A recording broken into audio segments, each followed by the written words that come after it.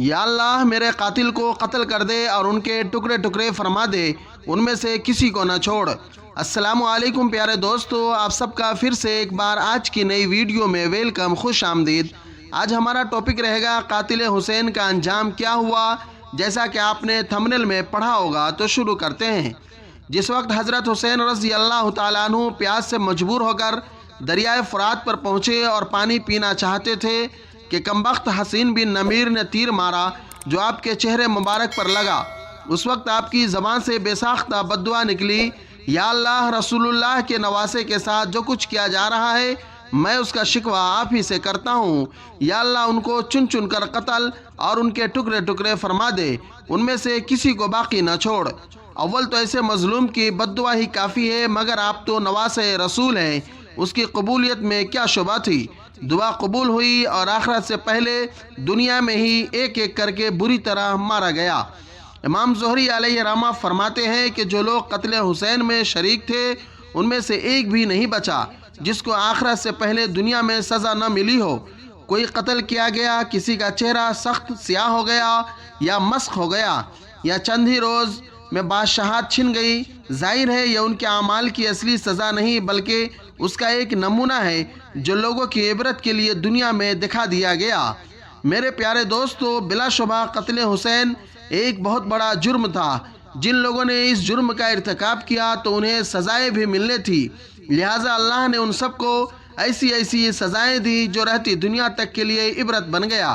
جیسے حضرت حسین رضی اللہ تعالیٰ عنہ کے قتل میں شریک ایک بوڑھا آدمی تھا، وہ اسی وقت نابینا بن گیا، اور جس شخص نے حضرت حسین رضی اللہ تعالیٰ عنہ کے سر مبارک کو اپنے گھوڑے کی گردن میں لٹکایا تھا اس کا منہ کالا اور سیاہ ہو گیا تھا۔ لوگوں نے پوچھا، اے شخص تمہیں کیا ہو گیا ہے؟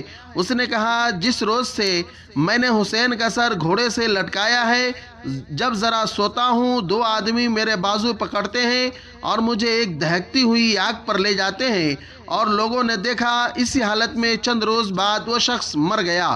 کسی کو آگ نے ایسا جلا بھنا دیا کہ وہ شخص صبح ہوتے ہوتے کوئلہ ہو چکا تھا، اور جس شخص نے حضرت امام حسین رضی اللہ عنہ کو تیر سے مارا تھا اور پانی نہیں پینے دیا، اس پر اللہ تعالیٰ نے ایسی پیاس مسلط کر دی کہ کسی طرح پیاس بجھتی نہ تھی۔ پانی کتنا بھی پی لیتا پیاس سے تڑپتا رہتا تھا، یہاں تک کہ اس کا پیٹ پھٹ گیا اور وہ مر گیا۔ دوستو، عبرت کا مقام ہے کہ جس نے بھی نواسے رسول کو قتل کیا وہ سب ایک ایک کر کے مارے جا رہے ہیں، یہاں تک کہ شہادت حسین کے بعد یزید کو بھی ایک دن چین نصیب نہ ہوا، اور تمام اسلامی ممالک میں خون حسین کا مطالبہ اور بغاوتیں شروع ہو گئی، اور یزید پریشان ہونے لگا۔ دھیرے دھیرے 2 یا 3 سال کے اندر ہی اللہ تعالیٰ نے اس کو ذلیل کر دیا، اور اسی ذلت و رسوائی میں یزید بھی ہلاک ہو گیا۔ میرے پیارے دوستو، جب یزید ہلاک ہو گیا تو کوفہ پر مختار کا تسلط ہو گیا، اور اس نے اپنے ہاتھ میں پوری مملکت کی کمان سنبھال لی اور کوفہ عراق پر اپنی حکومت قائم کر لی، اور اس نے اعلان عام کروا دیا کہ قاتلان حسین کے علاوہ سب کو امن دیا جاتا ہے، اور قاتلان حسین پر پوری قوت خرچ کی اور سب کو ایک ایک کر کے پکڑنے لگے اور ایک ایک کو گرفتار کر کے قتل کر دیا۔ بتایا جاتا ہے کہ ایک روز میں 248 آدمی قتل حسین کے جرم کی پاداش میں قتل کر دیے گئے۔ اس کے بعد خاص لوگوں کی گرفتاری اور تلاشی شروع کر دی۔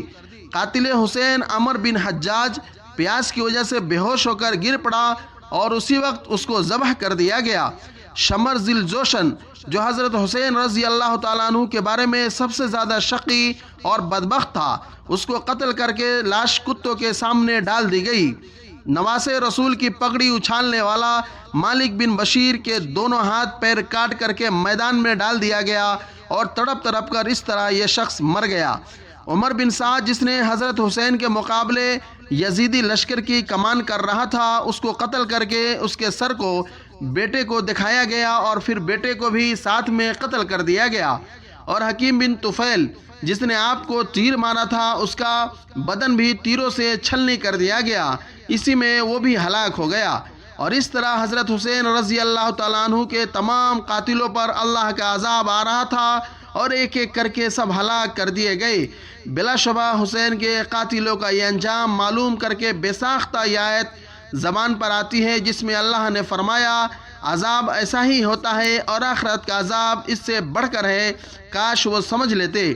میرے دوستو، واقعہ شہادت کی تفصیل آپ نے سنی اور تمام قاتلوں کا انجام اس دنیا میں کیا ہوا یہ بھی جان لیا۔ تو ہمیں اس واقعہ سے یہ سبق ملتا ہے، جن لوگوں نے ظلم کر کے حسین کو مٹانا چاہا اور فنا کرنا چاہا، مگر ظالم خود فنا ہو گیا اور اس مٹی میں دفن ہو گیا، مگر حسین آج تک زندہ ہے اور قیامت تک زندہ رہیں گے۔ گھر گھر میں ان کا ذکر خیر ہے، حالانکہ صدیاں گزر گئی مگر کروڑوں انسان ان کے نام پر مرتے ہیں اور ان کے نقش قدم کی پیروی کو اپنی زندگی کا مقصد سمجھتے ہیں۔ تو ہمارے سامنے یہ بات بالکل واضح ہو گئی کہ حق و باطل کے معرکہ میں آخری فتح و کامیابی حق کی ہوا کرتی ہے۔ آج کے لیے بس اتنا ہی۔ اللہ پاک ہم سب کو اپنی اور اپنے رسول اور صحابہ اور اہل بیت کی محبت کاملہ اور اتباع کامل نصیب فرمائے، آمین۔ خدا حافظ۔